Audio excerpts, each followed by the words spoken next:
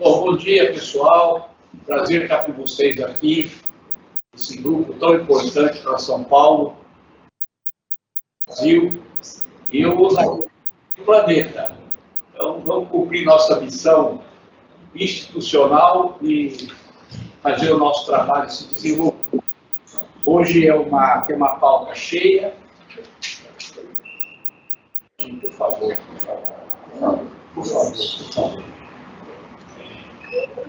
Eu estou sendo atrapalhado aqui por um grupo, mas já está ficaram quietos. Então, eu queria comentar você, está procurando falar, existem algumas novidades boas, a gente está trabalhando junto com os parceiros aqui, vários aqui pessoalmente, para contestarmos, nosso irmão, o pessoal da SP Trans, está nos acompanhando tudo, e tem algumas novidades aqui, alguns informes, que eu gostaria, antes de passar para as apresentações que nós vamos fazer, falar com vocês.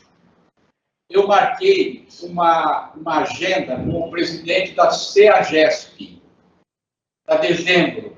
Nós tínhamos marcado para agora, um problema, e nós tivemos que remarcar para dezembro, depois da COP, para a gente tratar da questão da frota da CEAGESP, conforme foi aqui colocado várias vezes por integrantes aqui do Confrota.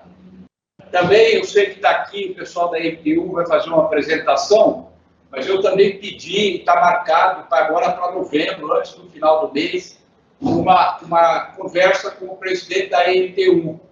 Então, nós vamos lá também conversar com ele, trocar ideias e ver quais são as propostas, como é que vai caminhar, apesar de estar aqui hoje na nossa pauta, mas eu resolvi falar com o presidente para a gente ter uma visão mais geral da empresa. Terceiro informe que eu estou querendo passar para vocês, que não está no escopo da Confrota, mas eu diria que está, certo? Porque a Confrota ela abarca a questão das emissões da cidade e eu estou conversando com a secretária de gestão e o pessoal de compras da prefeitura para a gente intensificar as medidas necessárias para que toda a frota que sirva à prefeitura possa passar a utilizar etanol como combustível.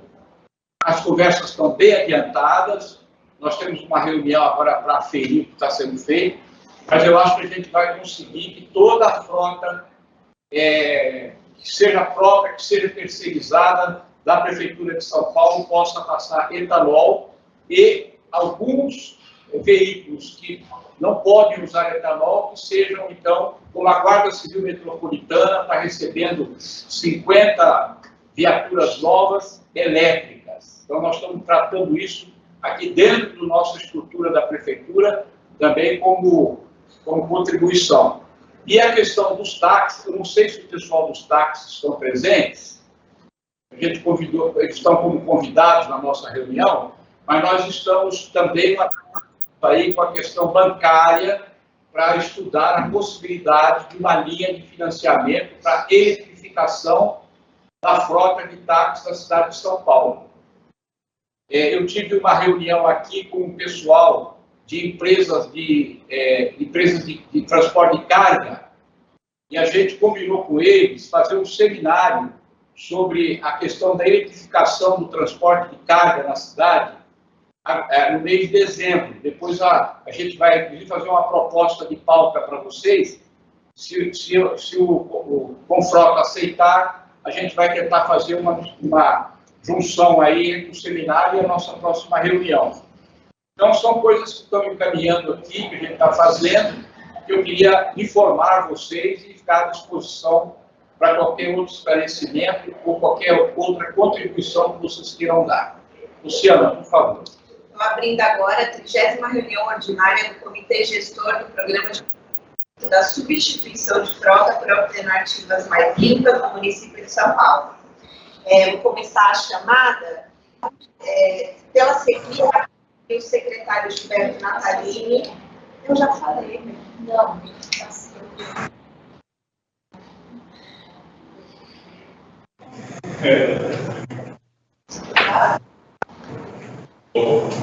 Nem de vermelho, né?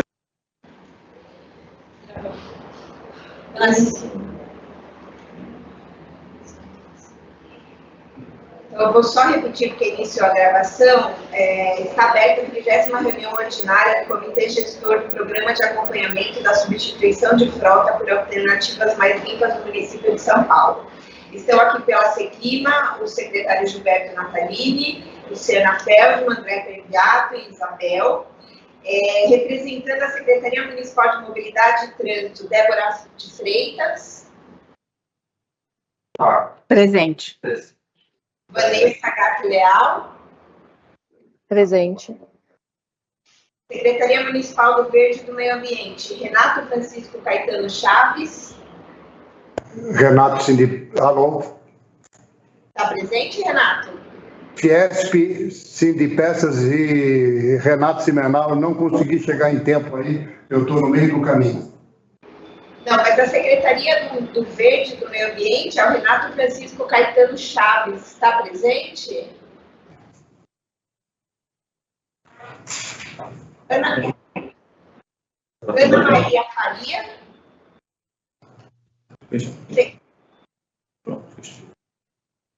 Gente, se puder fechar os microfones, senão confunde aqui para a gente. Secretaria Municipal de Infraestrutura Urbana e Obras, Marcos Monteiro e Marcos Augusto Alves Garcia. Estão presentes? Secretaria Municipal da Fazenda, Luiz Felipe Vidal Arellano e Vinícius Macário. Secretaria Municipal de Relações Internacionais, Aline Pereira Saião de Moraes e Bernardo Augusto Santos de Faria. SP-Trans, Simão Saura Neto e Pedro de Souza Ramos. Simão presente. Pedro Rama presente. Obrigada. CT, Elza de Campos Alves e Priscila Cardoso Barreto. Bom dia, Priscila, presente. Priscila. SP Regula, João Manuel da Costa Neto e Mauro Haddad. Davi Tegangno representando Mauro Haddad e João Manuel da Costa Neto. Davi Tegangno. Isso, Davi Tegangno. Secretaria de Transporte Metropolitanos do Estado de São Paulo, Patrícia Noemi Okashima Nishida e Alexandra Renata Rodrigues Domingues. Bom dia, Alexandra. Obrigada. MTU, Marcos Correia Lopes e Alisson Talares Bernabel. Bom dia, Marcos presente. Bom dia, Alisson presente. A TESP, Cláudio Castelo de Campos Pereira e Elcio Ramos Chacon. Chacon, bom dia. USP, Tadeu Fabrício Malheiros e Tâmara Maria Gomes Abreu. Tadeu está aqui. ESP, Edson Luiz Piroli. Bom dia, Edson Piroli presente. Secretaria Estadual de Infraestrutura e Meio Ambiente, Oswaldo dos Santos Lucon e Jussara Carvalho. Presente, Oswaldo Lucon. Bom dia a todo mundo. CETESB, Carlos Ibsen Viana Lacava e Marcelo Pereira Bales. Carlos Lacava presente. Marcelo Bales presente. Sindicato das Empresas de Ônibus de São Paulo, SP Urbanos, Carlos Alberto Fernandes Rodrigues de Souza e Wagner Palma Moreira. Carlos Alberto e Wagner presentes. Alfa Rótulos, Williams da Silva Bezerra e Robson de Nóbrega. Bom dia a todos, William presente. Sindicato dos Transportes Escolares, Wesley Florencio e Carlos Eduardo Monesi. Das empresas de transporte de passageiros, processamento e para turismo de São Paulo e região. Jorge Miguel Santos e Kelly Rodrigues. Jorge Miguel, presente, bom dia a todos.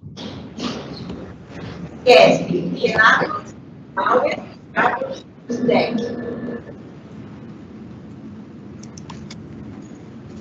Fiesp. Chamou a Fiesp, não está ouvindo direito. É o Renato que está presente? Renato Simenauer, Fiesp e Sindipeças. Obrigada. ICCT, Carmen Silva Câmara Araújo e Pedro Logiodice. Carmen, presente. Pedro Logiodice, presente. Anfávia, Gustavo Rodrigo Bonini e Marco Antônio Saltini. Bom dia, Marco Saltini, presente. Instituto de Engenharia, Flamínio Fischmann e Marcos Augusto Poassa. Flamínio presente. Bom dia. A ESTP, Olímpio Álvares e Eduardo Alcântara Vasconcelos. Sindicato dos Engenheiros do Estado de São Paulo, Edson Reis e Glei Rosa. A BVE, Ieda de Oliveira e Wagner Seti. Ieda de Oliveira, presente. A NAMA, Mário César Mantovani e Luiz Marcelo Marcondes Pinto. Ordem dos Advogados do Brasil, Seccional São Paulo, Tatiana Tucunduva Filipe Cortese e Lívia Regina Gabriel Pires. Bom dia, Tatiana, presente.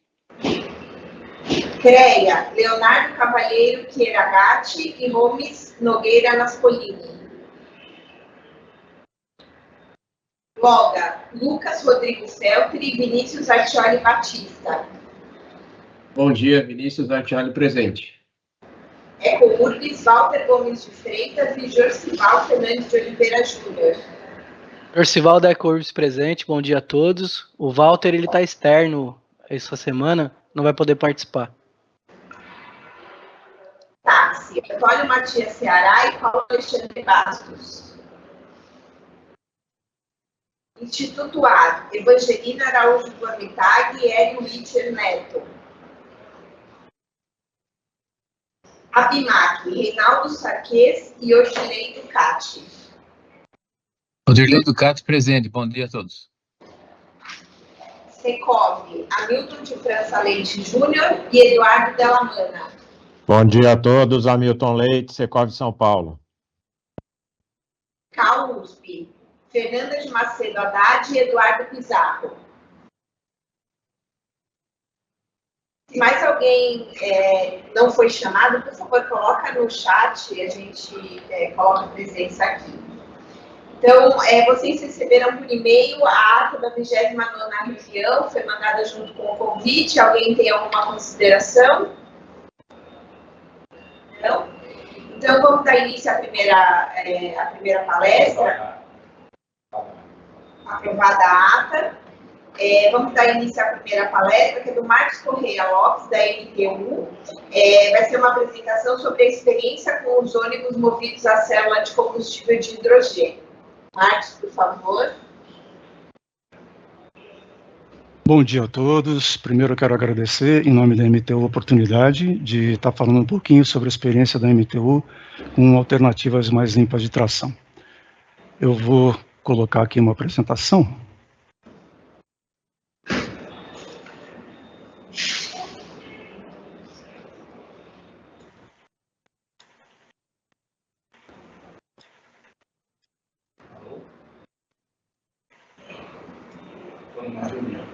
Vocês conseguem ver, não? Sim. Muito bem, vamos lá. Primeiro, contextualizando... Travou? Não consigo passar? Passou. Vamos lá.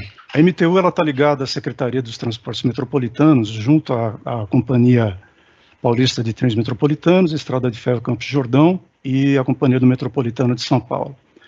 A função da MTU é gerenciamento, fiscalização, o controle e a expansão da infraestrutura do transporte sob sua gestão. Nós temos atuação em 5 regiões metropolitanas do estado de São Paulo, Baixada Santista, Campinas, Vale do Paraíba, Litoral Norte e Sorocaba. São 134 municípios atendidos, temos vinculado à nossa estrutura 5.000 veículos do sistema regular e 17 mil veículos do sistema de fretamento. Passageiros transportados, últimos dados, 49 milhões de pessoas mês, a quilometragem percorrida, 26 milhões.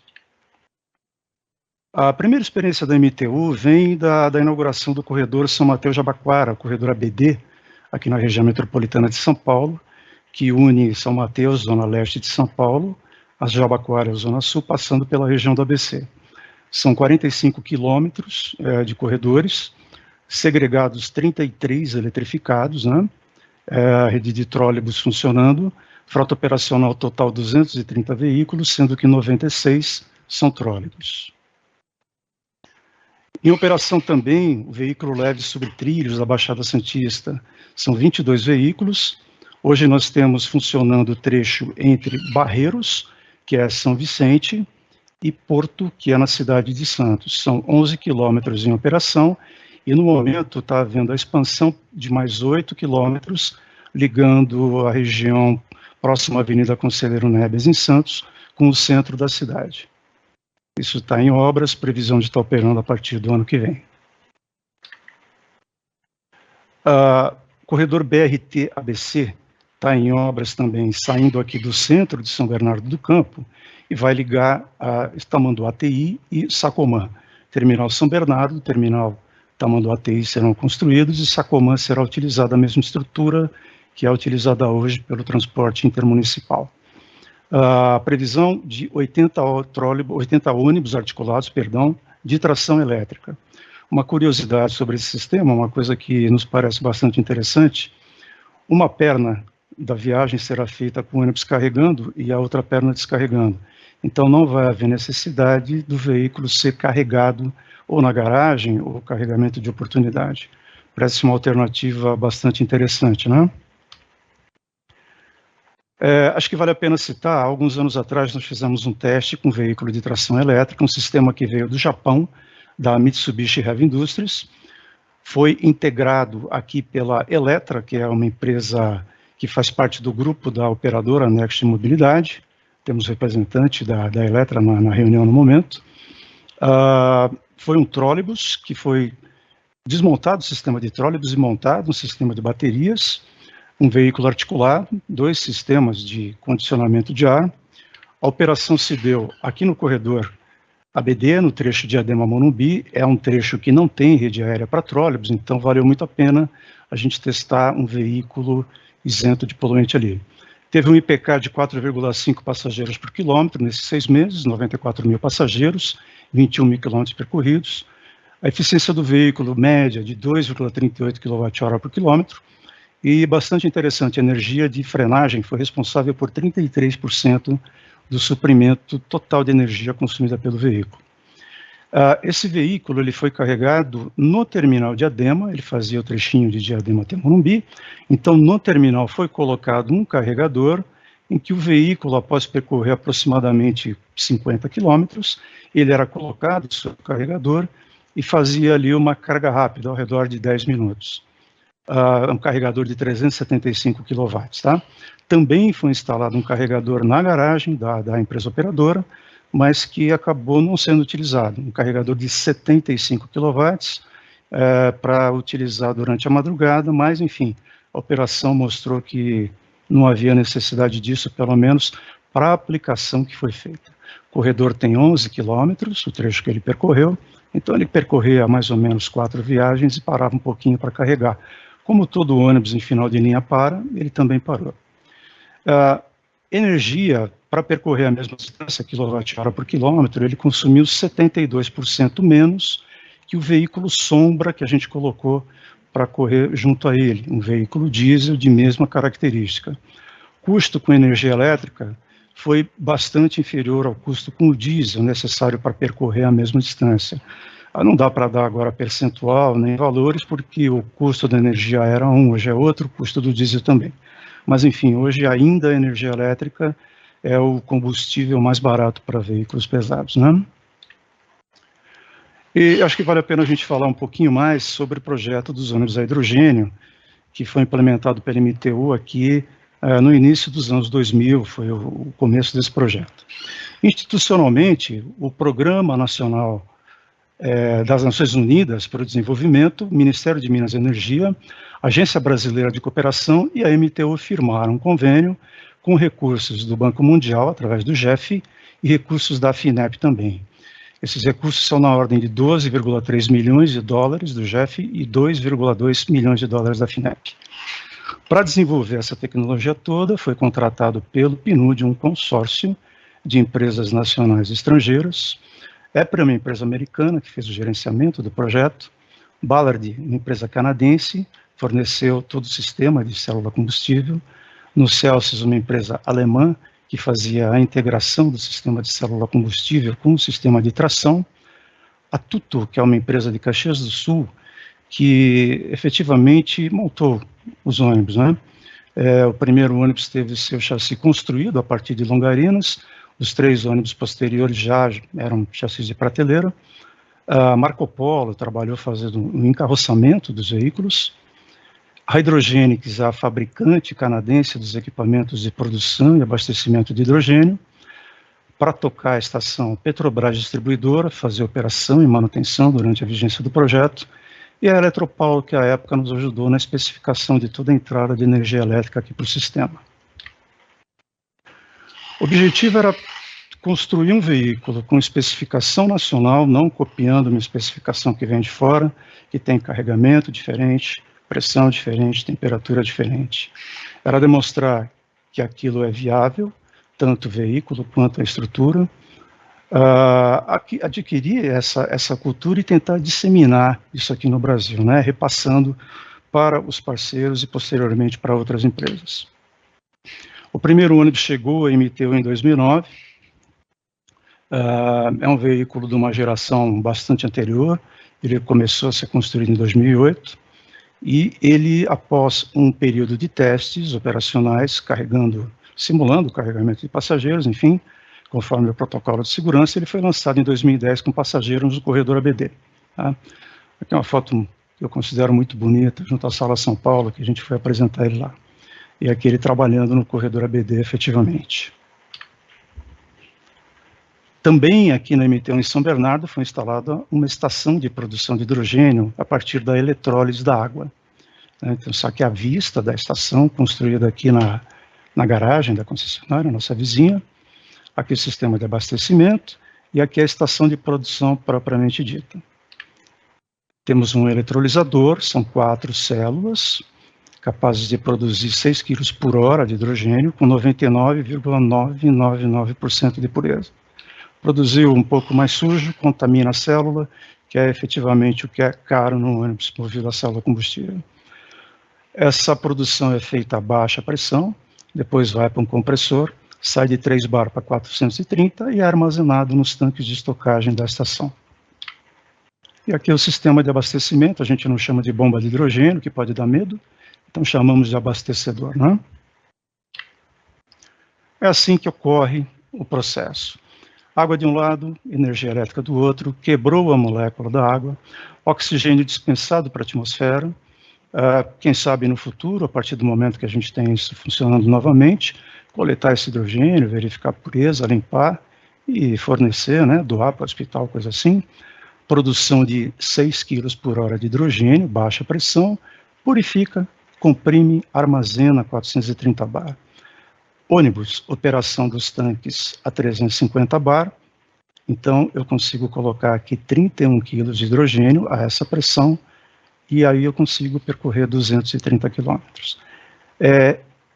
Isso foi especificado conforme a operação que ocorre no corredor São Mateus-Jabaquara, que um ônibus praticamente roda isso aqui um pouquinho menos por dia. Se eu precisar de uma autonomia maior, eu aumento um pouco o número de tanques, aumento um pouco a capacidade de estocagem e consigo fazer isso. Aqui um sistema da célula combustível que está no ônibus, aquele hidrogênio abastecido é injetado numa célula que é permeável a prótons, então o próton atravessa, o elétron não atravessa, ele é obrigado a percorrer um outro caminho, ele vai direto para o motor de tração elétrica do ônibus. Então o que alimenta o motor é o próprio hidrogênio da célula. Aqui ficou um Hzinho, o elétron vem para cá, vira H2, a gente coloca ar ambiente dentro da célula, o H2 encontra o oxigênio, vira água, que sai pelo, entre aspas, cano de escapamento do veículo. Então, é um processo totalmente limpo, que tem somente água, né? A gente costumava brincar dizendo que a gente, além de não poluir, a gente vai lavando a roupa onde a gente passa. Marcos, Pois não? Eu só pedi para você falar um pouquinho mais alto, se você conseguir. Pois não, vou tentar aqui, desculpe. Mais recentemente, nós tivemos a introdução de 3 novos veículos no sistema. Esses veículos foi tida a ideia de homenagear 3 aves símbolos aqui do Brasil: Ararajuba, Tuiuiu e Sabiá-Laranjeira. Ararajuba, norte e nordeste, Tuiuiu do centro-oeste e Sabiá-Laranjeira do sul-sudeste. Eles foram adesivados dessa forma, foram entregues em 2015, a operação, aqui fotos deles aqui na MTU em São Bernardo. A composição desses veículos, o protótipo, basicamente tudo veio importado. Esses novos veículos, uma das premissas do projeto era nacionalizar tudo que fosse possível. Isso foi feito da melhor maneira possível. Então, chassis e carroçaria brasileiros, chassi prateleira MAN e Marco Polo encarroçou, sistema de tração elétrico, que era alemão da Siemens, a WEG entrou nessa parceria e desenvolveu todo um sistema, inclusive um motor de tração elétrica, carcaça de alumínio, refrigerada a água, que até então não existia, não era utilizado em veículo pesado, e passou a ser, inclusive, os novos trólebus utilizam esse motor que foi desenvolvido para o nosso projeto. O gerenciamento do projeto foi feito pela Tuto brasileira e pela EPRA americana, célula combustível ainda Ballard, por enquanto aqui no Brasil não há algo que a gente possa utilizar. As baterias de tração, ele utiliza baterias de tração, ele é híbrido, para evitar um maior consumo de hidrogênio, poderia andar, logicamente, sem as baterias, mas assim aproveita-se energia de frenagem e reduz-se o consumo de hidrogênio, que é o cara da coisa, né? E os cilindros do ônibus, que são canadenses também, de uma empresa chamada Dynatec. Então, nacionalizado foram sistema de tração brasileiro, sistema de arrefecimento brasileiro, continuou-se a utilizar a célula canadense, os cilindros também, e as baterias suíças, que viraram baterias americanas. Eram de sal, Ni, NaCl, agora são baterias de lítio. Acho que foi um ganho bastante grande. Essas baterias, elas trabalhavam a uma temperatura interna de aproximadamente 230 graus. Você não podia deixar essa temperatura cair abaixo de 200 graus, que perdia essa eficiência. E hoje a bateria de lítio são módulos, são 46 módulos do tamanho de um tijolinho, vamos dizer assim, e você trabalha a temperatura ambiente. Aqui nós temos os ônibus funcionando. Nós tivemos em 2016, o ônibus foi entregue em 2015, passou de novo por um protocolo de testes e foi carregar passageiros a partir de 2016, carregou 18 mil passageiros, percorreu 12 mil quilômetros e fez uma média de consumo de 13,5 quilos de hidrogênio para cada 100 quilômetros percorridos. Essa é a função que a gente utiliza, quilo de hidrogênio por quilômetro percorrido. A especificação de projeto era 15, esse veículo se mostrou 10% mais eficiente do que aquilo que era imaginado inicialmente. O resultado, a gente conseguiu introduzir uma tecnologia nova, depois de muita luta, muito custo. De novo, não houve recurso financeiro do Estado colocado nisso, as horas de trabalho do time aqui da MTU, essa transferência de conhecimento para a empresa operadora, para a Petrobras distribuidora, para as empresas nacionais que trabalharam nesse projeto, a capacitação dessas empresas tanto para operar e fazer a manutenção dos ônibus ou da estação de produção.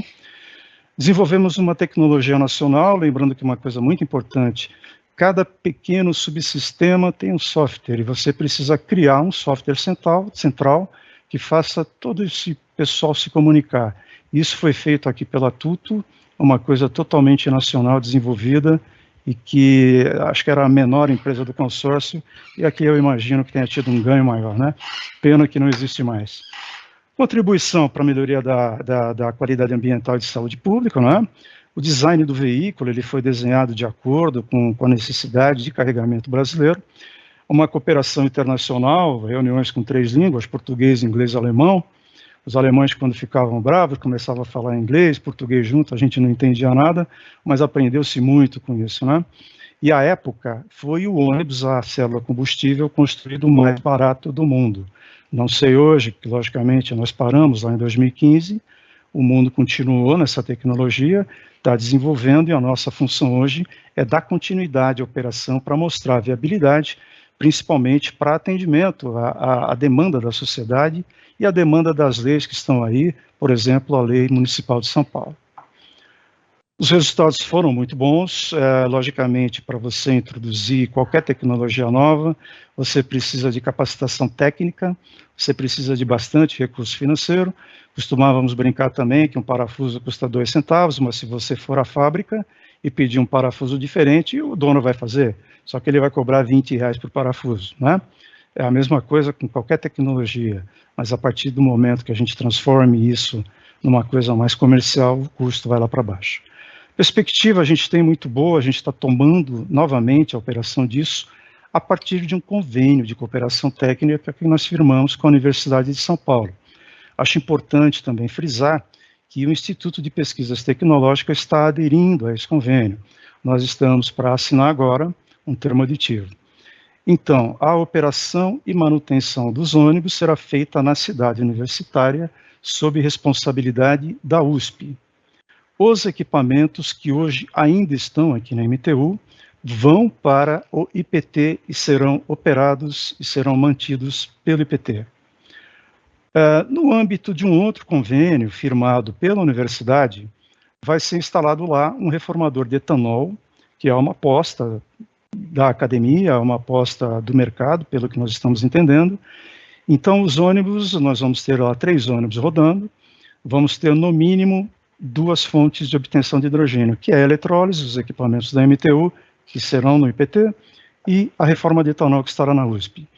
É importante frisar, essa operação na USP, essa produção de hidrogênio vai ser verde, a gente possivelmente vai ter um sistema fotovoltaico, gerando energia elétrica para os equipamentos produzirem o hidrogênio. O abastecimento se dará por essas 2 formas, talvez por uma terceira forma que está sendo averiguada, e o que vale muito é ter todo mundo junto, é ter a academia, é ter a indústria, é ter, enfim, muita gente boa envolvida para pesquisar e desenvolver essa tecnologia no Brasil.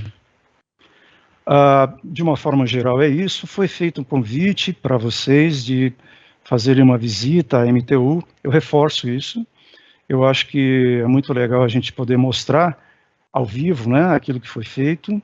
O convite está feito, quem quiser, por favor, a gente pode formar um grupo no âmbito da Secretaria do Confrota e nós vamos ter um imenso prazer de atender vocês, tá bom? Ficam os dados de contato da gente aqui, do Departamento de Desenvolvimento Tecnológico e Meio Ambiente. E, secretário, sim, nós vamos à Prefeitura numa reunião agora em novembro. Estamos convocados aqui pela presidência para participar, vai ser um prazer, tá bom?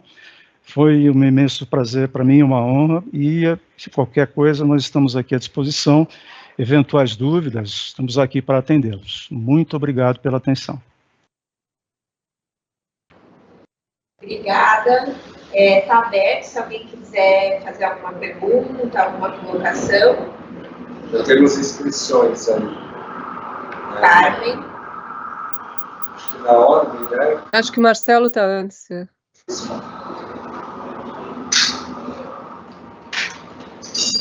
Posso começar, então?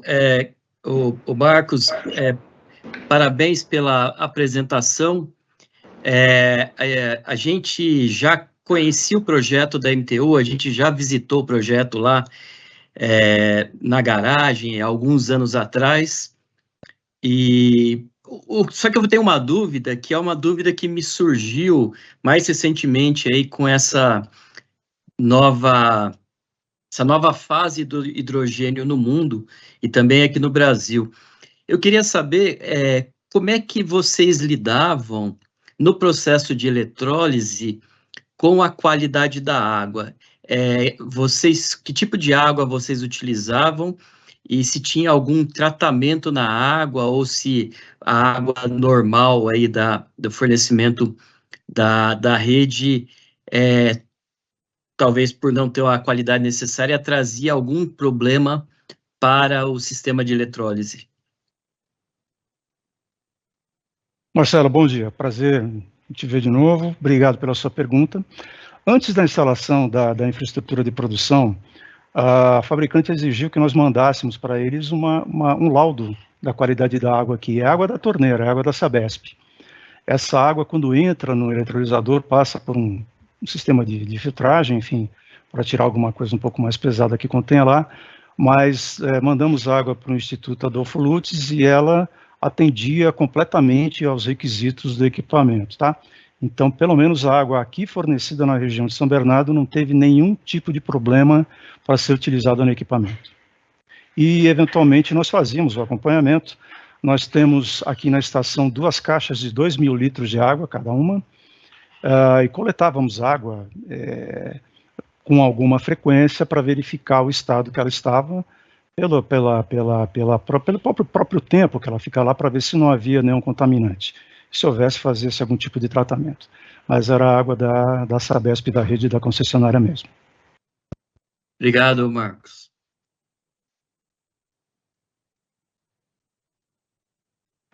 Carmen, por favor, sua pergunta.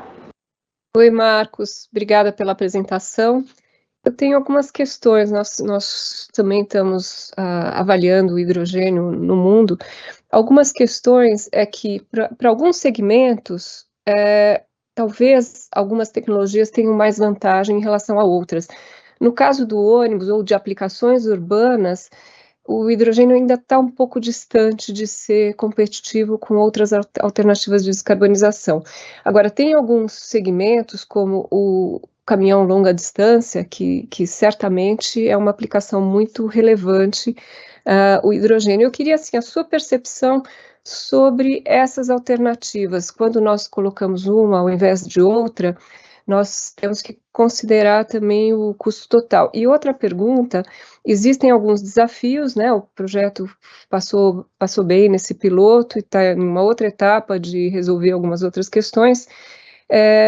Qual é o cronograma previsto para que a gente considere que nós temos hoje, sei lá, 15 anos, 20 anos a lei do clima, 5 já se passaram, nos próximos 15 anos, para esses segmentos que nós estamos abarcados na lei do clima, que são segmentos urbanos, né? Nós estamos falando da cidade.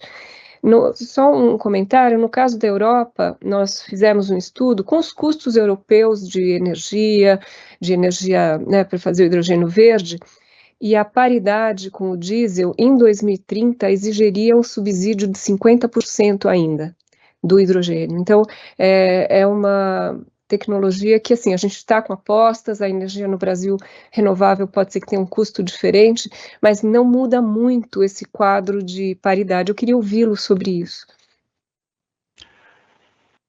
Carmen, prazer te ver também, obrigado pela tua pergunta, eu acho muito importante, muito relevante. Primeiro, deixar claro, a MTU ela não aposta na tecnologia A ou B. Eu acho que todas vão ter lugar. Eu vou citar a minha opinião pessoal agora. Nosso ônibus, a célula combustível, ele é híbrido, porque ele tem sistema de bateria. Por que ele tem sistema de bateria? Regenerar energia de frenagem. Nós temos uma rampa entre Diadema e São Paulo, aqui no corredor ABD, de 10%. O pé do motorista faz toda a diferença, então eu preciso de mais potência. Então eu tenho hoje 150 kW de célula combustível, eu tenho mais 100 kW de bateria. Então eu estou agregando potência e estou consumindo menos hidrogênio. Se eu estou consumindo menos hidrogênio, o caro do sistema todo é a própria célula combustível. Chassi é chassi, carroçaria é carroçaria, né?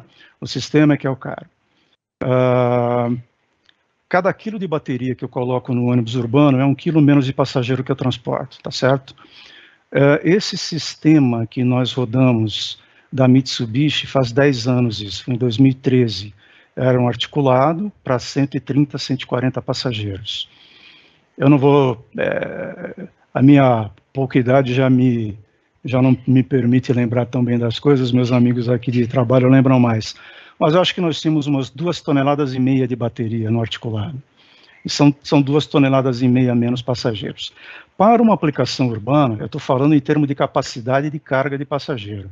Como é que eu vou chegar numa região metropolitana de São Paulo e vou ter que reduzir o número de passageiros que eu coloco dentro do veículo? Acho que não dá. Portanto, imagino que um ônibus mais leve tenha vantagem nesse aspecto. temos o custo disso, você tem toda a razão. O ônibus a célula combustível hoje é mais caro? Sim, ele é mais caro.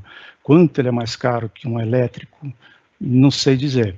Nós temos os preços, vamos lá, esses ônibus produzidos em 2015, eles custaram $1 milhão cada um, o ônibus completo. À época, foi o ônibus a célula combustível mais barato fabricado no mundo. Hoje, eu imagino que ele esteja mais barato se a gente for produzir. Eu não sei, porque a gente precisa cotar, de novo, né? Cotar sistema, cotar chassi, cotar carroceria, cotar tudo, bateria, enfim, tudo isso. Para distâncias maiores, nós temos, por exemplo, na região metropolitana da Baixada Santista, eu tenho linhas com 50 quilômetros ou mais, por exemplo, de extensão. Então, se eu tiver um ônibus de tração elétrica a baterias, eu tenho que imaginar talvez um conjunto de baterias maior para poder vencer isso, visto que eu não vou ter, possivelmente, carregamento no meio do caminho.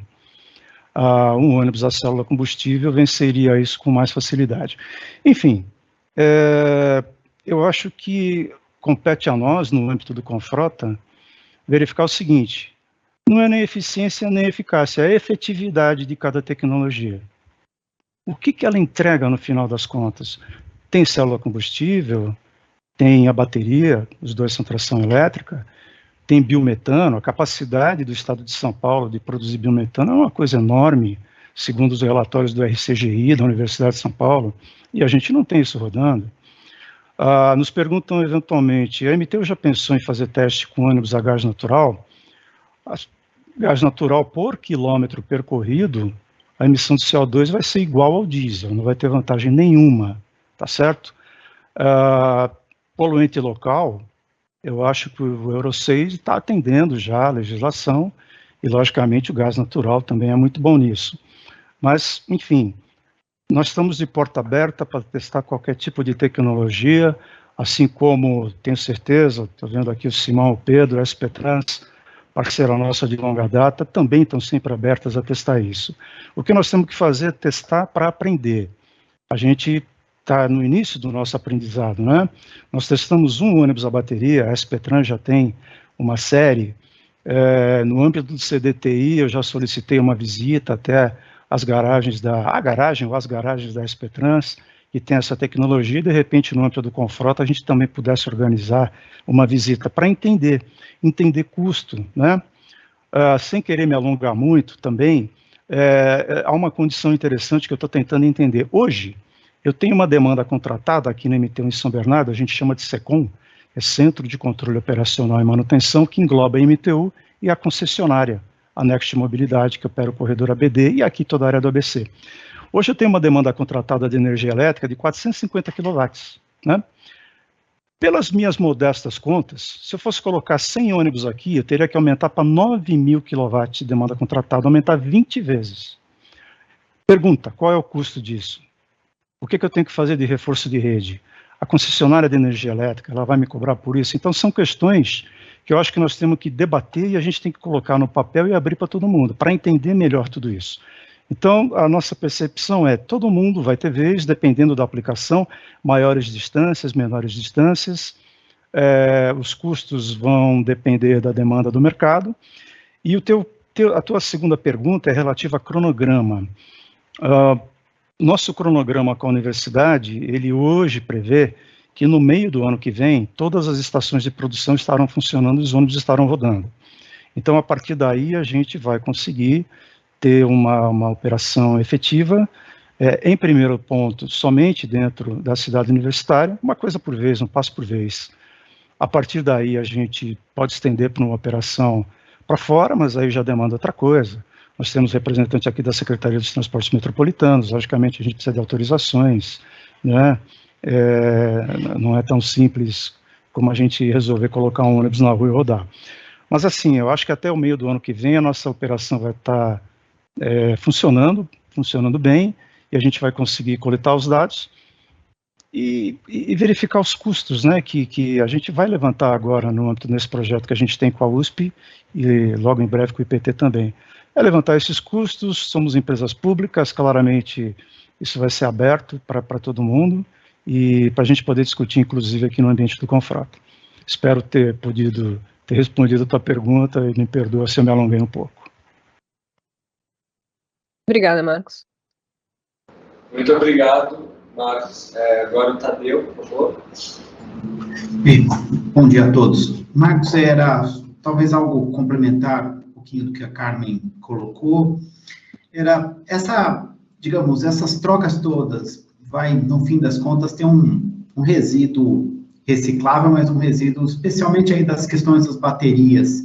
Vocês analisaram o que isso representa em termos de impacto? Você comentou até um pouquinho o custo aí com a questão que, em alguns casos, digamos, colocar a rede tem um custo gigantesco também. Então, entendo que tem aí um balanço financeiro, mas tem, no fim, uma capacidade do sistema de reciclar, receber e reciclar, e, digamos, as baterias têm hoje uma crítica grande com relação ao impacto, até no ciclo de vida dela. Se você considerou isso na tua análise, e se não valeria a pena também a gente observar, não só na perspectiva agora financeira e de emissões, mas também, eventualmente, por exemplo, de resíduos, capacidade de reciclagem desses materiais. Obrigado. Tadeu, obrigado pela tua pergunta, é uma preocupação enorme nossa, né? Como eu te falo, eu estou conseguindo ter dúvidas, que para mim é uma grande coisa já, né? Quer dizer que eu estou conseguindo entender um pouquinho as coisas. Diz que o mundo brinca conosco, né? Quando a gente entende a questão, ele muda a pergunta, né? Mas, enfim, o impacto do lítio é imenso, né? Não temos esse... Primeiro, legislação para descarte, eu acho que você faz a lógica reversa. Você compra do revendedor A, você vai devolver para ele vai ter que descartar da forma correta. Existe legislação hoje para isso? Eu desconheço. Se já tem uma regra, uma coisa muito bem estabelecida.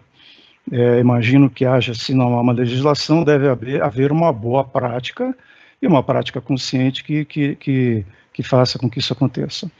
O custo, conforme literatura que está na internet, para tratar 1 tonelada de lítio, quebrar a pedrinha, tirar o lítio, 2 milhões de litros de água, para 1 tonelada de lítio. Um telefone tem 2 gramas de lítio, um carro tem 15 quilos, um ônibus deve ter 100 quilos, não sei. Então, qual que é o custo, qual que é o impacto ambiental? O lítio está em zonas que tem pouca água, então eu vou ter que botar muita água lá onde não tem. Tudo isso tem que ser pensado. Eu acho que este ambiente que nós estamos aqui, e você, estou vendo aqui que você é da USP, que coisa maravilhosa ter academia conosco. Eu sempre senti muita falta no nosso projeto de ter academia, sabe? E hoje eu acordo de manhã e fico feliz, que eu falo, caramba, eu estou com a USP e estou com o IPT. Então, podia estar mais bem acompanhado, né? E no âmbito que nós estamos aqui do Confrota, eu acho que é uma grande oportunidade de nós levantarmos todos esses problemas, todos esses custos, que é para efetivamente ver qual que é o custo de cada tecnologia, e qual o benefício efetivo que ela traz, para ver se vale a pena. Por exemplo, amanhã o poder público resolve botar dinheiro, subsidiar de alguma forma. Ou você tem uma entidade privada, que nem nós estamos vendo hoje, já existem concessionários de energia que estão comprando ônibus, instalando infraestrutura e cobrando um aluguel, entre aspas, por tudo isso, né? Então, onde que deve ser aportado esse recurso financeiro? Na tecnologia A ou B? Não sei. De repente, no âmbito deste comitê que nós estamos agora, é a grande oportunidade que nós todos temos juntos de aprender como tudo isso funciona. Que bom que estamos aqui, que eu faço parte disso também, que a MTU faz parte disso. Para nós é muito bom. Desculpa não conseguir responder efetivamente a tua pergunta, mas é o que a gente espera que aconteça. É que juntos cheguemos a uma conclusão sobre tudo isso. Obrigado. Agora, o Lucon, eu vou pedir para, depois do Lucon, a gente também quer fazer uma pergunta e a gente vai passar para as próximas apresentações do grupo, se for possível, para a gente manter o horário. Muito bem, bom dia para todo mundo. Sem tomar muito tempo, primeiro, parabéns, parabéns, Marcos, você é um practitioner, né? Assim, você executa o projeto, parabéns, Nataline e Prefeitura, por manter esse grupo aqui tão qualificado. A Carmen, ela mais ou menos me quebrou as pernas na minha pergunta, mas eu ainda vou pendurar nela. Porque nós entramos aqui num grupo de veículos pesados, então eu gostaria, assim, sem nenhum compromisso da sua parte, Marcos, e esse seu material, eu dei um monte de screenshots para guardá-lo, né?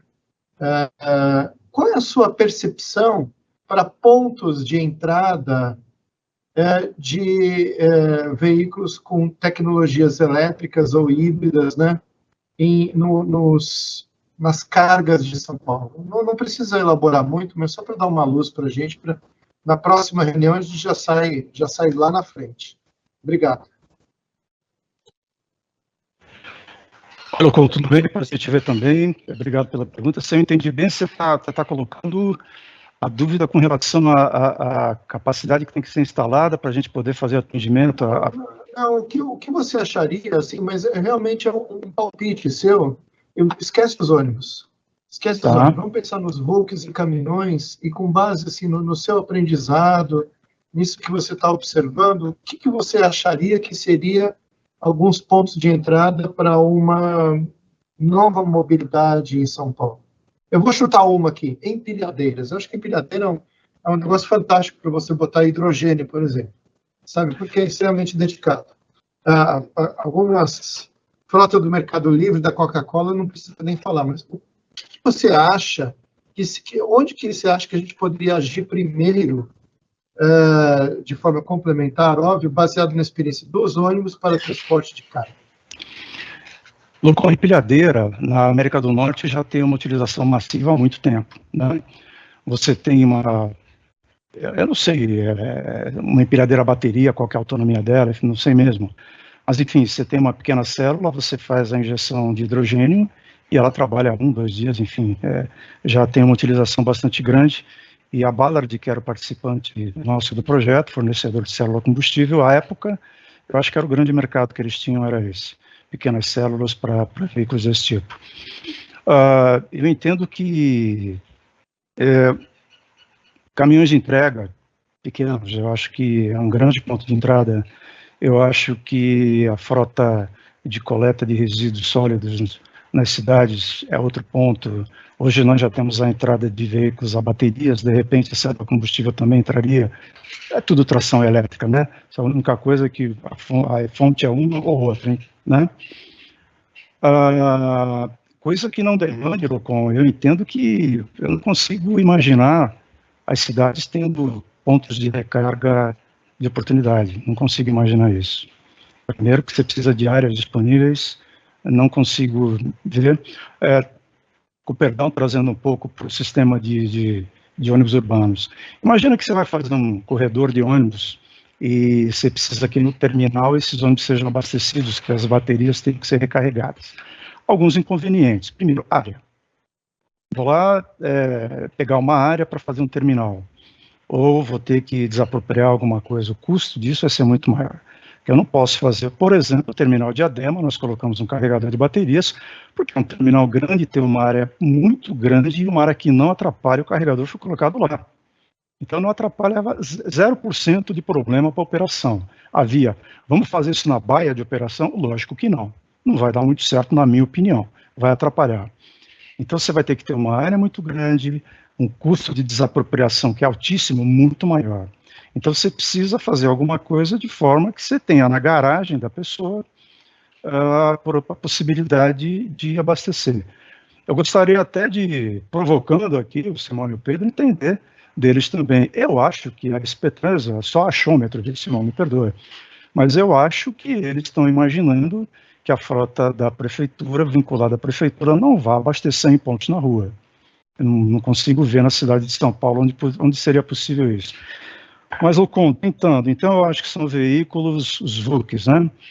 Os veículos de entrega, até porque você tem uma imensidão, eu não sei a quantidade de veículos de entrega que tem hoje funcionando, tomando a cidade de São Paulo como exemplo, os veículos de coleta de lixo, os veículos, conforme previsto até na Lei 16.802, os veículos que prestam serviço para o poder público, acho que já é um grande exemplo, né, de entrada.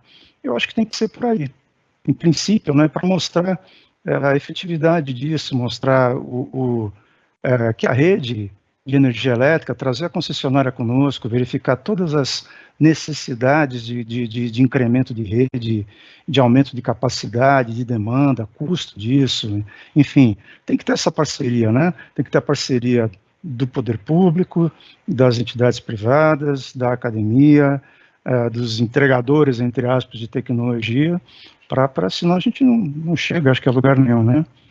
E está todo mundo junto para a gente melhorar o nosso mundo aqui. Não sei se respondi a sua questão também, mas... Muito obrigado. Imagino. Obrigado você. Obrigado, Marcos. Queria aproveitar também e agradecer bastante a sua apresentação.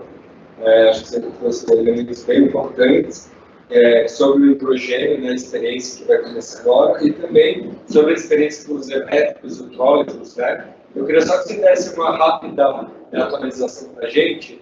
Esse projeto dos trólebus, com o carregamento das baterias ao mesmo tempo, né, que roda ligado na rede, depois com as baterias, ele está sendo continuado. Você falou em números de ônibus. Qual que é a previsão desse projeto? É de aumentar? Qual que é o plano para essa iniciativa? Esse BRT que vai ser construído, ele é o BRT ABC, que ele faz parte da concessão aqui da região do ABC, né? É uma concessão que ela foi renovada e ela prevê uma série de coisas, a reforma do corredor ABD, além da troca de veículos, enfim. No corredor nós temos 96 trólebus, creio que não haja nada com relação a totalizar essa frota para trólebus, enfim, isso pode acontecer. Mas o BRT-ABC, ele é uma das obrigações dentro do contrato de concessão. Então, logicamente, como todo sistema, foi estudada a demanda por dia útil e chegou-se a um número de veículos que é necessário para atender essa demanda. Varia entre 80 e 90 veículos articulados, e o que nos pareceu bastante interessante é essa possibilidade de ter pelo menos numa perna da viagem carregar as baterias. Quer dizer, onde há área disponível para a gente fazer isso, por que não, né? As cidades já não têm mais área para fazer, por exemplo, o que foi feito aqui no corredor ABD, né? São 33 quilômetros segregados, que você tem rede de trólebus nesses 33 quilômetros. Se há essa área, por que não ter os trólebus? É uma tecnologia consagrada, né? E eu só tenho coisas boas a falar sobre ela. Tem alguma previsão de quantidade de veículos nessa linha do ABC? De 80 a 90 ônibus articulados. Mas sem ser diesel, sem o elétrico? Não, zero diesel. A operação será totalmente feita por 80 ou 90 ônibus articulados a bateria. Zero diesel, só vai ser tração elétrica no corredor. Com essa, vamos dizer assim, entre aspas, essa vantagem de eu não precisar fazer o carregamento das baterias, porque ele vai numa perna carregando e volta na outra descarregando. Acho que foi pensado de uma forma bastante interessante isso. Obrigado, viu, Marcos? A gente aguarda você aqui, então, dia 21, aqui com o presidente lá da empresa. Estarei aí, secretário. Eu agradeço e reforço o convite para formar um grupo ou mais, enfim, fazer uma visita para nós aqui na MTU para a gente mostrar a tecnologia aqui, tá bom? Muito obrigado. Em nome da MTU eu agradeço. Foi um prazer. Obrigado. Luciano, eu vou pedir, pela questão do tempo, eu vou pedir para depois você encaminhar a pergunta para o Marcos. Então, então, vamos fazer mais uma última pergunta da Luciana, e aí a gente passa para as apresentações do grupo. Perfeito.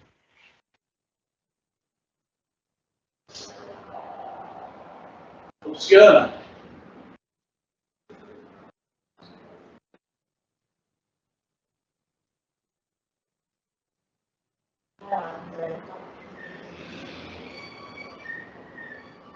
Acho que... Oi, Luciana, você pode falar? Parece que a Luciana caiu aqui, a ligação dela. Ela está aí, voltou. Está sem som, Luciano. Está sem som, A gente não está discutindo. Não. Não estamos te ouvindo, Luciano. Não. Se você tiver com algum problema, pode colocar no chat, a gente responde. Pode colocar no chat, boa ideia. Então, vamos agora ouvir o Olímpio Álvares, da MTP, que vai apresentar algumas conclusões do GT Ônibus. Olá, bom dia a todos. Nós fizemos uma reunião anteontem no GT de ônibus, né? E foi a reunião inaugural, uma reunião de planejamento dos primeiros passos do grupo, né? Então, o que nós fizemos foi levantar qual seria a dinâmica da frequência das reuniões, etc., e também os assuntos mais relevantes, né, da questão do atendimento da lei pelo nicho de ônibus, né, ônibus urbanos. Quais são os pontos mais candentes aí, mais cruciais aí a ser tratados com mais urgência? Então vamos à síntese do que nós reunimos de ideias, né? Muito rapidamente. Eu vou tentar. Eu estou no celular, né? Então eu não sei se eu vou conseguir fazer o upload dessa apresentação. Eu combinei com a Isabel de fazer.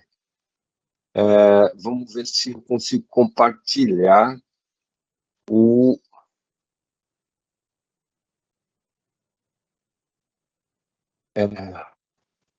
via celular, né? Vamos ver se eu consigo compartilhar o...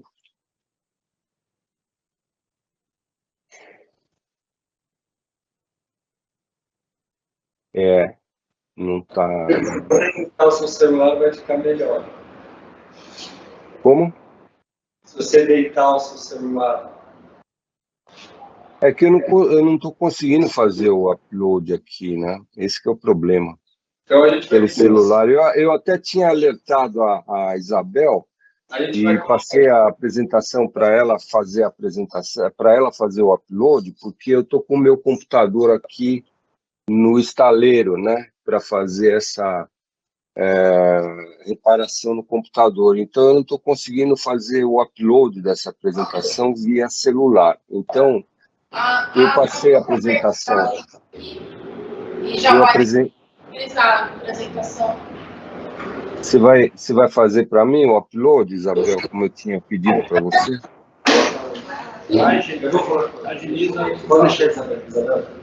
Bom, enquanto ela faz o upload, vocês estão ouvindo a minha voz aí? Ele colocou a tela do celular. Você colocou a tela do celular, precisa tirar daqui, tirar o seu compartilhamento. Eu preciso tirar o compartilhamento? Você compartilhou a sua tela do celular, você precisa fechar o compartilhamento. Fechar, vamos ver como é que eu fecho isso aqui. Senão a gente não consegue, pronto.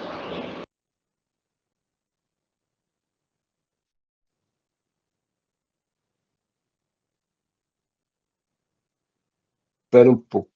Isso, pronto.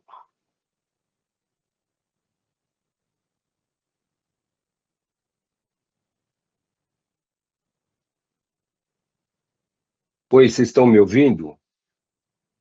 Eu não estou ouvindo vocês. Pode ir em frente. Vocês estão me ouvindo?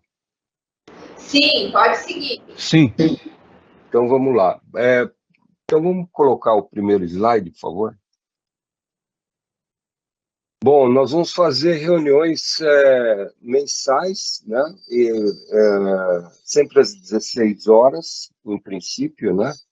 E uma semana antes da reunião ordinária do Confrota, todo mês. Então, eu vou pegar o calendário do Confrota e vou fazer um outro calendário com as nossas reuniões, né? E limpar feriados, esse tipo de coisa, né?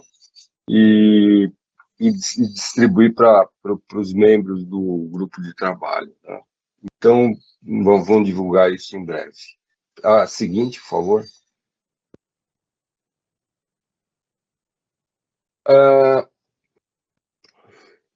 Vamos lá. Nós vamos incluir na pauta do Confrota todos os nichos de ônibus abrangidos pela Lei 16.802, porque nós já temos um dos nichos, né, que são os ônibus urbanos de São Paulo, né, que estão já iniciando, né, atividades, né, estão buscando financiamento, estão conseguindo os financiamentos, estão implantando os ônibus nas garagens.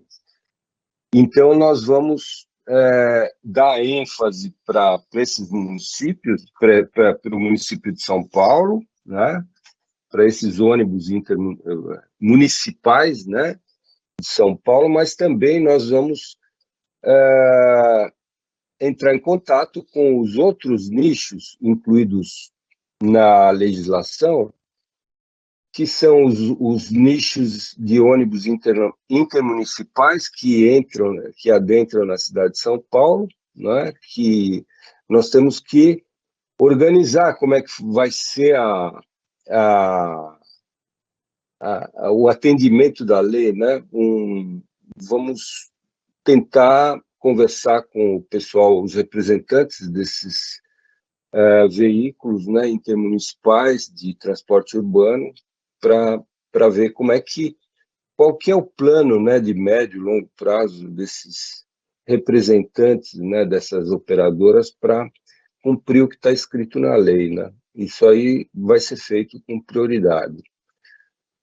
No caso, aí nós vamos ter que conversar com a MTU e com a Transfretur, né, que é do nicho dos fretamentos, dos ônibus de fretamento que adentram a cidade de São Paulo. Então, nós vamos ter que convocá-los, né, para uma reunião, para a gente conversar dentro da comissão, né, para ver quais são os pontos críticos a serem levantados. Vamos fazer um inventário de todos os problemas para ver se a gente consegue ter um plano de ataque, né, nesse nicho dos fretamentos, assim como nos ônibus intermunicipais que adentram a cidade de São Paulo.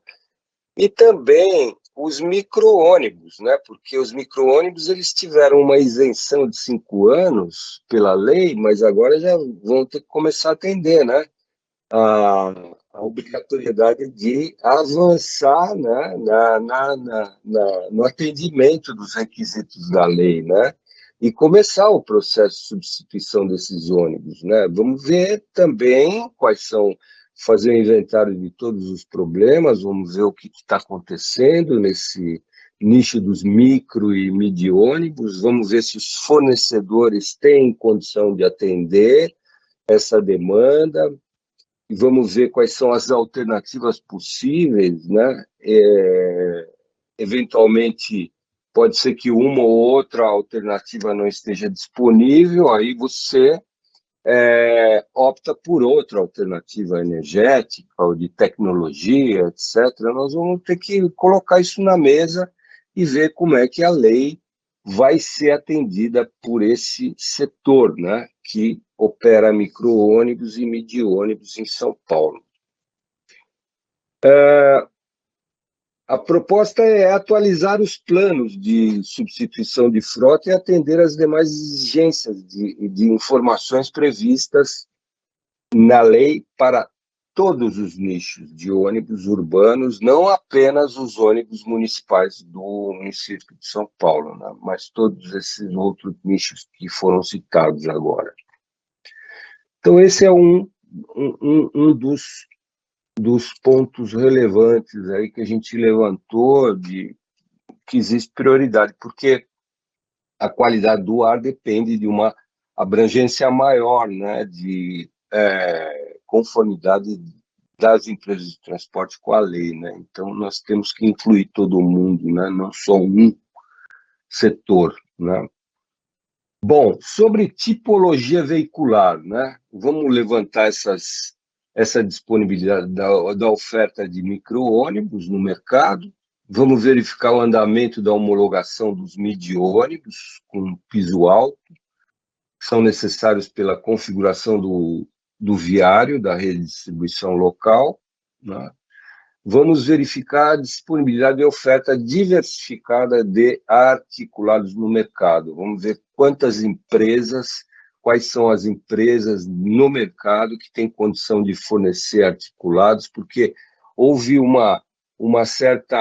certo ruído nessa questão aí. Eu não sei identificar exatamente qual é o problema, então nós vamos tentar nos aprofundar um pouco sobre como é que está esse setor dos articulados e como é que ele vai ser atendido pelos fabricantes, né? Outra questão que é absolutamente prioritária, né, que tem que ser tratada assim com o máximo de cautela, de cuidado, de consistência nas decisões e de urgência, né, porque o início desse planejamento depende, o cumprimento dos prazos da legislação depende do início desse planejamento, de como as garagens vão se adequar no futuro com o crescimento gradual, né, dessa frota eletrificada, né? Então, há uma grande quantidade de aspectos críticos, né, a serem inventariados por nós, né, pelo Confrota e equacionados. Por exemplo, a expansão da frota com necessidade de migração para alta tensão, né? A partir de um determinado número de ônibus elétricos numa garagem, você não consegue mais carregar esses ônibus com fornecimento de média tensão, né? Você tem que migrar para alta tensão, e isso demanda uma série de providências, né? Junto ao fornecedor de energia elétrica, ao licenciamento, à expansão da garagem, reformas nas garagens. Então, nós vamos ver como é que está sendo tratada essa questão pelos operadores de frota, porque isso é fundamental, né, para a lei ser cumprida a médio e longo prazo, né? Se não tiver um planejamento da expansão dessa frota, um planejamento racional, concreto, fatalmente nós vamos ter problema aí no futuro de cumprimento desses prazos, porque vai ocorrer muito problema, né? Então, a gente tem que se antecipar, né? E é só pedir para dar uma agilizada, porque ainda temos 2 apresentações. Eu estou terminando já, Vicky. Eu estou terminando.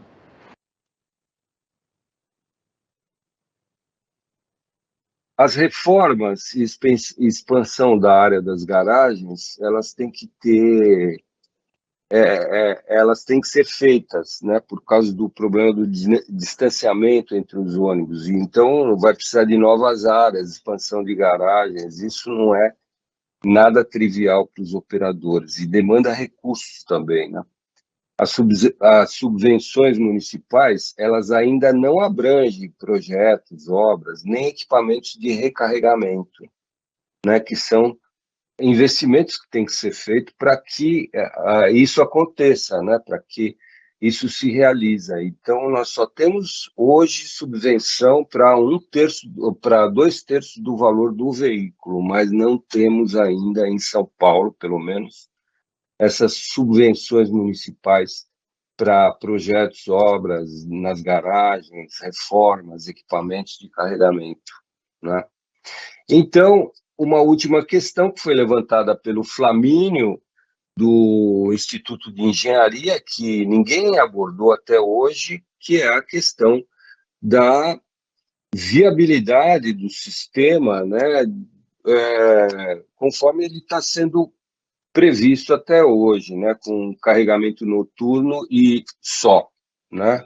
Então, nós vamos ver, segundo o Flamínio, eles fizeram uma reunião com especialistas lá de engenharia e detectaram alguns problemas. Isso nós vamos trazer para dentro do grupo de trabalho, e eles suspeitam, né, não sei se isso já é firme ou não, mas eles suspeitam que vai haver problema com o carregamento desses veículos no futuro e que seria interessante pensar em carregamento nos terminais. Isso nós vamos tratar dentro do grupo de trabalho, convidando os especialistas que foram chamados pelo Instituto de Engenharia. Então, a minha apresentação para por aqui. Foi o que nós detectamos aí como assuntos mais críticos. Agora, a gente quer que isso é uma proposta, né? E que nós estamos colocando aqui para o Confrota. Se alguém tiver mais alguma sugestão, né, de algum item que a gente esqueceu de citar e de incluir, por favor, apresentem-se. Obrigada. Se alguém tiver alguma consideração, a única coisa é que a gente está com o tempo muito apertado, então vamos abrir para 1 ou 2 no máximo. Aí depois a gente pode ir trocando no próprio grupo do WhatsApp. Alguém quer perguntar alguma coisa? Então vamos para o Jorge Miguel. Por favor, Jorge. Eu só queria me colocar à disposição aí do grupo de ônibus, Olímpio. Eu sou o Jorge Miguel do Transfritur. Eu estou procurando a minha indicação aqui, a minha entrada no grupo de ônibus, e eu não achei aqui, mas eu quero reforçar que eu estou participando e gostaria que você me incluísse nas listas aí das reuniões, por favor. Só isso. Você pode mandar um WhatsApp para mim com o seu contato, por favor? Você é o Jorge Miguel. Jorge Miguel, eu vou procurar você no grupo. Eu vou mandar pelo chat aqui o meu telefone, por favor. Ok? Tá bom. Obrigado, viu? Okay. Renato. Renato Simenauer, da Fiesp. Só por curiosidade, eu gostaria de saber quem já está inscrito, quais são as empresas e quais são os nomes. Bom, agora eu vou ter que entrar no WhatsApp aqui para resgatar os nomes. A gente põe na ata da reunião e manda para vocês. A gente inclui isso na ata e fica lá todos os participantes. São 13 participantes, né? Eu passo para você a lista, tá, Renato? Já, depois da reunião eu faço a lista e passo para você, tá bom? Valeu, obrigado. É só para contribuir também alguma coisa com todo mundo aí. Obrigada, Renato. Bom, a próxima pauta vai ser o GT Transporte Escolar, então eu chamo Marcos Saltini da Anfávia para apresentar. Obrigado. Bom dia novamente. Primeiro, só pedir desculpas que eu acho que vocês não estão me vendo, porque a minha câmera aqui não está, pelo menos para mim, aparece preto. Então, peço desculpas aí, ela está aberta, mas não, eventualmente eu vou ficar sem imagem. Queria já, de antemão, agradecer o secretário Natalini pelo convite para eu continuar coordenando o grupo de trabalho dos veículos escolares. A gente fez uma primeira reunião ontem, da composição original do grupo, que tinha a Carmen do ICCT, o Marcelo Balles da CETESB, eu pela Anfávia e o pessoal da Seclima da gestão anterior. Essa composição se permanece, além disso, agregaram aí a própria Seclima atual, né? O André Previato está no grupo, a Bel, e mais a BVE e o Sindicato dos Transportadores Escolares, o que é muito importante para a gente. Só vou fazer um recap rápido do que a gente já tinha apresentado como conclusão inicial do grupo de trabalho. A gente está falando no transporte escolar gratuito de algo como 3 mil unidades, né, que atendem aproximadamente 80 mil alunos, num raio acima de 1,5 km de distância das escolas, mas a gente também tem uma outra frota que não é a frota do transporte escolar gratuito, de 14 mil unidades, né? A lei, ela trata especificamente do TEG, do transporte escolar gratuito, mas no grupo de trabalho a gente decidiu também que a gente deve ampliar um pouquinho esse estudo para avaliar medidas que possam favorecer essa renovação de frota geral. Para nós é muito importante a questão dos dados de rodagem desses veículos, são provavelmente comportamentos completamente diferentes da frota de ônibus, então, que tem um uso muito menos intenso, mas a gente precisa entender um pouco melhor, e a gente precisa muito da participação do DTP nesse grupo de trabalho. O André vai nos ajudar aí para tentar identificar alguém para participar do grupo. Ontem a gente só estabeleceu que a nossa periodicidade das reuniões, no primeiro momento, deve ser menor, então a gente está prevendo reuniões quinzenais aí, pelo menos nesse início, para a gente tratar os dados. Nós vamos fazer um levantamento de veículos que estão disponíveis, então a gente deve não só consultar a Anfávia, mas a BVE, a BIFA, para tentar entender quais são os veículos disponíveis que poderiam contribuir com a descarbonização dessa frota. É importante para a gente entender um pouco também, por isso o DTP é fundamental na participação, a questão dos contratos, como eles são feitos, né, como é que é remunerado. avaliar também a busca de recursos de financiamento de alguns projetos. A gente está falando de, quando a gente fala de TEG, 3 mil veículos, não é uma frota tão grande, então talvez a gente possa conseguir montar algum bom projeto aí, eventualmente financiamentos externos até para contribuir na descarbonização mais rapidamente.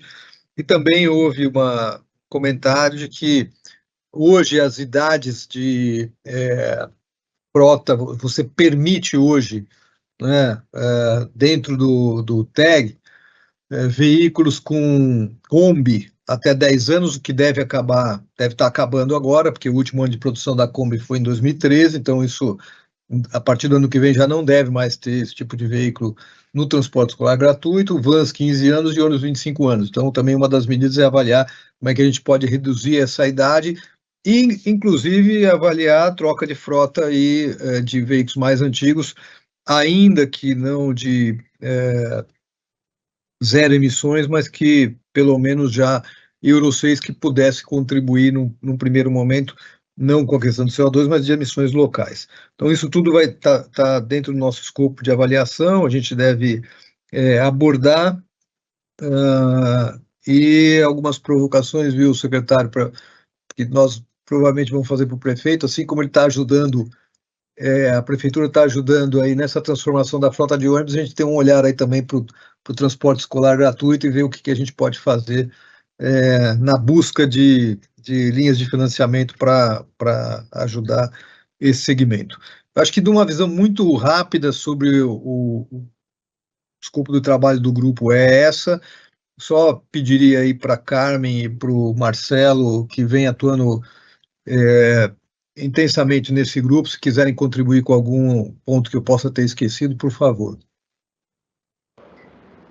Bom, eu posso contribuir. O que nós estamos vendo é que esse assunto transporte escolar está tendo iniciativas na região, por exemplo, na Colômbia, com apoio do Banco Mundial, então específico para isso, e eles começaram por identificar a questão, então é um recurso GAP, que chama, do Banco Mundial. Então a gente está tentando entrar em contato, ver o que nós podemos nos apropriar dessa questão. Os Estados Unidos tem um programa grande, né, de eletrificação do transporte escolar, também talvez outra realidade, mas são coisas que a gente pode talvez entender um pouquinho melhor. Mas como o Saltini comentou, nós precisamos entender, para fazer um financiamento, modelo de negócios, nós precisamos entender como esses veículos rodam, porque a vantagem, por exemplo, de um elétrico, se for a tecnologia aplicável, ela é na operação, então ela é vinculada ao uso do veículo em quilometragens maiores. Talvez essa aplicação não tenha esse perfil, então a gente precisaria entender que alternativas. Saltini também faltou, a gente está identificando quais são as tecnologias disponíveis para descarbonizar, isso acho que ficou no colo do... Eu comentei isso, que a gente vai fazer desculpa, essa pesquisa. Então é isso, acho que meu comentário é esse. Obrigado, Carmen. Obrigada. Deixa eu complementar só alguns pontos. Na verdade, eu só queria reforçar o que o Saltini já disse, mas a minha preocupação é que a gente está lidando com um segmento que é bastante frágil, né, que é das crianças, né, e por outro lado, esse segmento de transportadores escolares é também um segmento muito pulverizado, e eu temo que a gente vai encontrar mais dificuldades para melhorar essa situação desse segmento em função disso, né? São, na maior parte deles, microempresários, né? E com dificuldades econômicas aí que a gente sabe que todos têm. Então, eu gostaria de pedir bastante empenho desse comitê, mas em especial do secretário, nesse segmento, em razão aí dessas questões que são muito menos pelas questões climáticas, mas me preocupa em especial pela questão dos poluentes locais, e quando a gente percebe, não ainda pelos dados que não temos, como a Carmen e o Saltini reforçaram, mas pela flexibilidade que a regulamentação permite, né, de veículos muito antigos funcionarem, isso traz uma preocupação muito grande em termos de saúde pública. Então, o meu reforço e o meu pedido especial aí, aqui ao Confrota e ao secretário por dar aí uma atenção especial para a questão dos escolares. Obrigada, Marcelo. Alguém tem alguma consideração? Podemos seguir? Então, vamos lá. Então, a próxima apresentação é do GT Caminhões. Quem vai falar é a Carmen Araújo, do ICCT. Bom, eu vou falar rapidamente. Nós ainda não nos reunimos. Estava aguardando uma adesão um pouco maior. Nós temos a indústria, nós temos a indústria ABVE e a Anfávia. Deixa eu lembrar, desculpa, eu estou... Bom, estamos formando o grupo e as questões, primeiro, o que é que nós vamos abordar nesse grupo por exigência da lei? São 2 segmentos que estão claramente definidos e um terceiro, talvez, que são os caminhões de coleta urbana e os caminhões de abastecimento do CEAGESP. Com relação à coleta urbana, nós já tivemos reuniões, apresentações no Confrota, de experiências de elétrico no começo, de questões, talvez, do gás. Então, e a gente sabe que está sendo estabelecido um novo edital, uma nova concessão para esse segmento, né? A concessão atual deve ser renovada. Renovada não, deve ter uma outra concessão para isso. Então, nós temos, esses 2 segmentos não são triviais e, como contribuição, nós estamos finalizando um estudo de TCO para a coleta de lixo. Então, qual é o custo total de algumas alternativas? Nós estamos em processo de revisão do estudo, como o ICCT, e devemos discutir no grupo. O outro grupo, eu vou pôr para vocês a nossa exploração inicial sobre quem são esses caminhões do CEASA. Esse artigo saiu em março e foi feita uma identificação, um levantamento dos caminhões que abastecem justamente o CEAGESP, e o resultado que nós vemos na pesquisa é que 50% desses caminhões estão irregulares. Então, assim, a gente vai ter um problema triplicado. Um problema provavelmente eles estão irregulares, não é porque os proprietários querem ficar dessa forma, porque eles não têm recursos para investir, ou para corrigir, ou para fazer manutenção, ou qualquer coisa que seja. Então, nós temos um nicho um segmento que nós sequer sabemos como é feito o cadastro. Imagino que tenha um cadastro desses caminhões, nós não sabemos nem sequer quem faz esse cadastro, para que a gente consiga fazer alguma solução, alguma proposta. O que nós temos visto com todas as pautas, como o ICCT agora falando, é que existem recursos para estimular essa descarbonização. Então, recursos de financiamento, e a CETESB sabe bem disso, porque fez uma iniciativa de renovação de frota no Porto, e a gente teve uma renovação aqui recente também, que às vezes esbarra em umas questões legais, tipo, o cara não está regular, não consegue acessar um processo de renovação, ou se é que teremos condições de fazer um projeto de renovação. Ou seja, o assunto CEAGESP não tem nada de trivial, e a gente tem vários tipos de problema. Problema de segurança, né, desses caminhões circulando pela cidade, pelas rodovias, um problema de como cumprir, de quais são os instrumentos para fazer essa descarbonização na condição atual, que acho que são, não diria a pior frota que temos, mas um indicativo de que essa frota ela é bem antiga e o gap para substituição é bem grande, né? Também não temos nenhum dado. Então é isso, o grupo deve se reunir a semana que vem, e aí teremos mais informações. A ideia, assim, são segmentos, um que está em processo de edital, a gente vai discutir essas tecnologias alternativas, e o outro, a gente precisa começar a entender de que forma pode ser atendida a lei. Existe um outro nicho, previsto também na lei, que são os prestadores de serviço para a administração direta. Eu sequer sei se há caminhões nesse nicho de prestadores de serviço, que a lei também estabelece o cumprimento por esse segmento. Então, talvez a gente não esqueceu, mas não saberia dizer se entre os prestadores da administração direta teria algum nicho de caminhão que a gente deveria abarcar também. É uma pergunta, não sei se alguém consegue responder, alguém da administração. É isso que temos. Carmen, eu queria aproveitar a sua fala. Primeiro, parabenizar as outras pessoas que falaram pelo trabalho já realizado, pelas reuniões, enfim. Está retomando, nós vamos dar andamento, estamos acompanhando, e estamos aqui para ajudar, para colaborar e para participar também. Quanto à questão dos caminhões, eu já disse que a gente vai lá no CEAGESP conversar com o presidente e nós vamos tratar desse assunto. Né? A frota do lixo, a concessão está andando, nós estamos acompanhando e a gente esperamos mesmo, temos certeza de que nós vamos sair com uma solução que atenda à lei, os caminhões de coleta. E a frota da prefeitura, eu disse aqui para vocês que a gente tratou dos carros que não são a diesel, né, para transformar para etanol, em primeiro momento. E os carros aqui, os caminhões que servem à prefeitura, a gente precisa ter um levantamento, a gente não tem, estamos buscando esse levantamento, eu fiz uma série de perguntas aos secretários municipais para saber, subprefeitura, obras, como é que está dimensionada a frota, bom, enfim. E aí a gente precisa fazer um combinado com vocês, entendeu?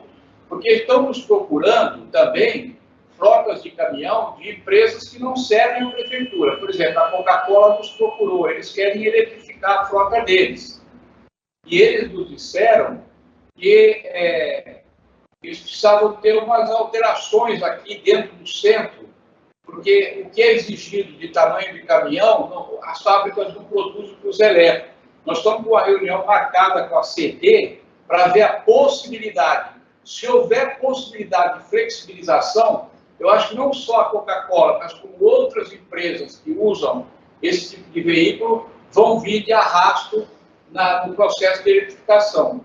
Tudo isso aí, depois com calma, a gente poderia, uma hora, conversar para poder equacionar as dúvidas. A gente está à disposição aqui, tá certo? O que eu não quero é caminhar, tá o Simão aí, a gente conversa todo dia, o Simão me aguenta, me suporta, não sei como ele está aguentando psicologicamente, eu atazando o coitado do Simão quase todo dia.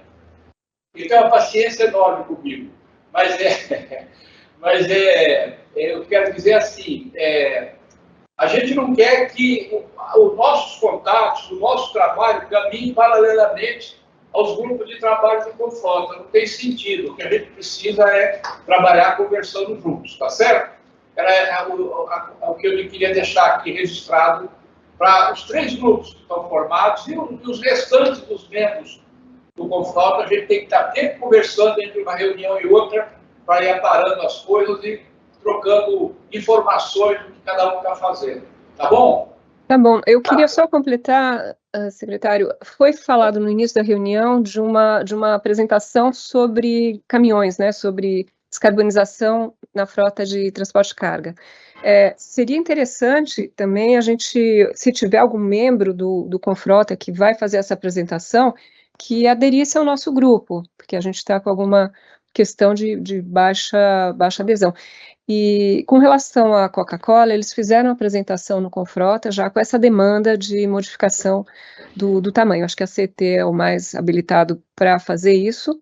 E na época a gente sugeriu que fosse não para qualquer, né, porque o cálculo é feito para caminhão até diesel, se fosse maior teriam menos viagens, mas que fosse meio específico, que induzisse a uma transição de descarbonização, que fosse para um zero emissões, por exemplo, uma permissão por essa questão tecnológica, não fosse aberto, mas isso já foi tratado, né, nesse grupo.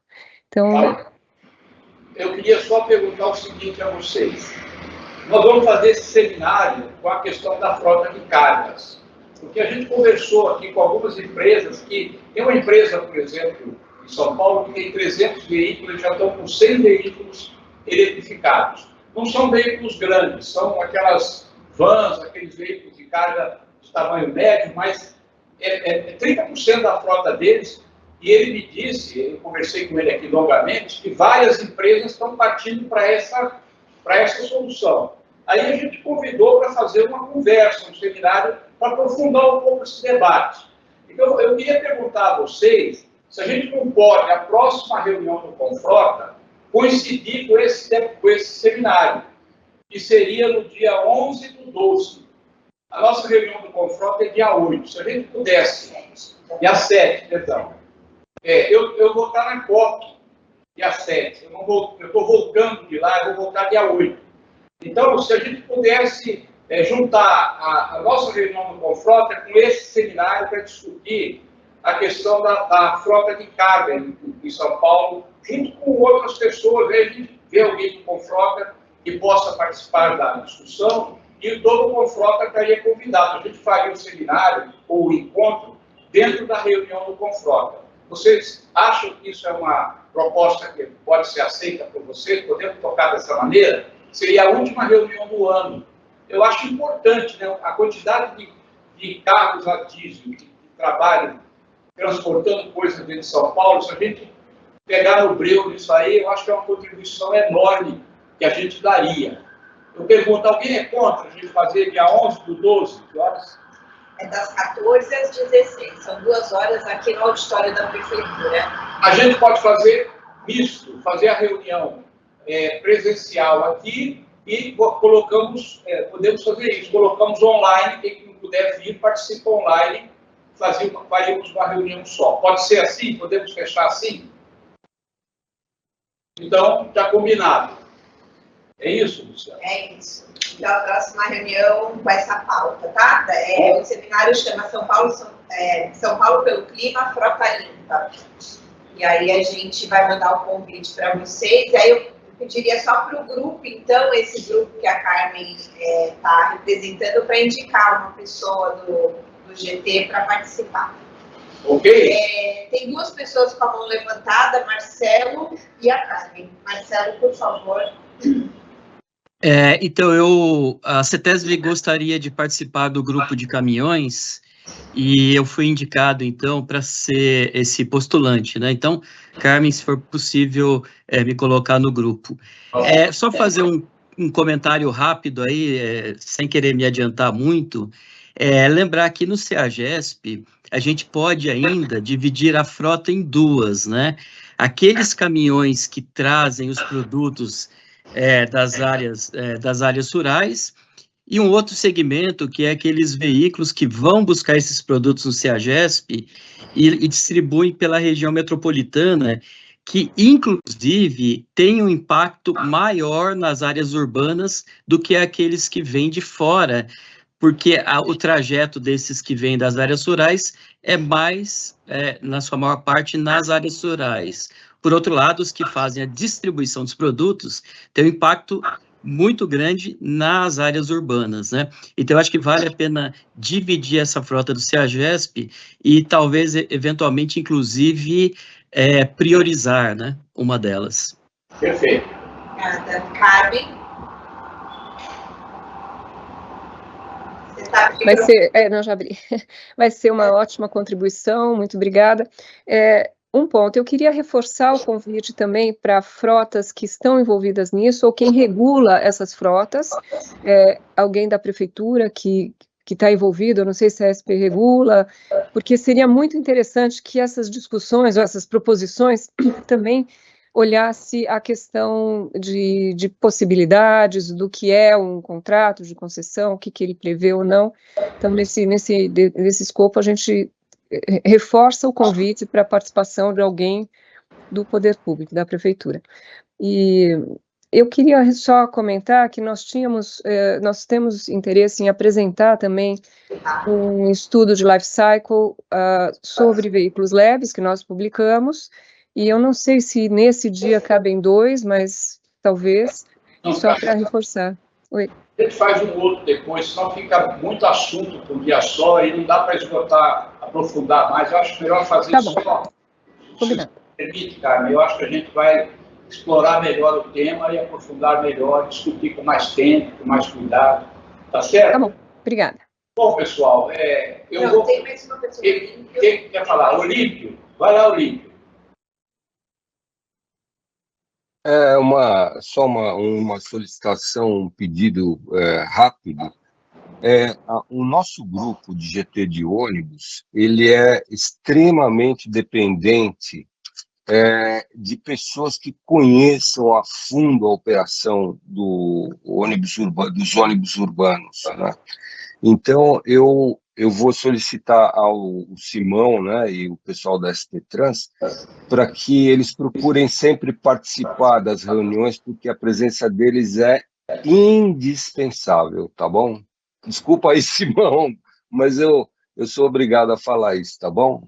Abraço. Não, pode contar com a gente. Eu só não consegui participar da primeira que eu estava voltando hoje. Hoje não, nessa semana. Estava fora e não consegui participar, mas pode contar com a gente. Muito obrigada. E, Simão, você, aproveitando, a gente mandou um convite para você fazer parte da mesa de abertura desse seminário. Estamos aguardando sua confirmação.